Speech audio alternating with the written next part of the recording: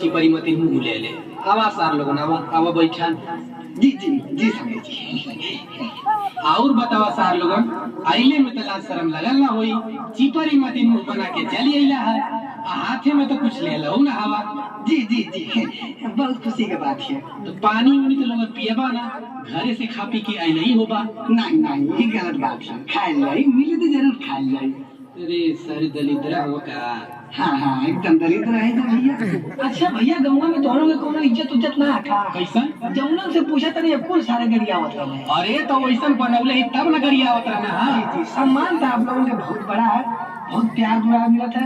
अब ज्यादा देर ना कहिए लड़की आगे बुला रहा तनी हमारे एक बार देख ले कब बस कुल बुला था। अरे समझी जी हम सोचत हई का लड़किया के बोलाई लड़किया के मैया के देखला सेम यही की पड़ल है। अच्छा ये तो ठीक है माल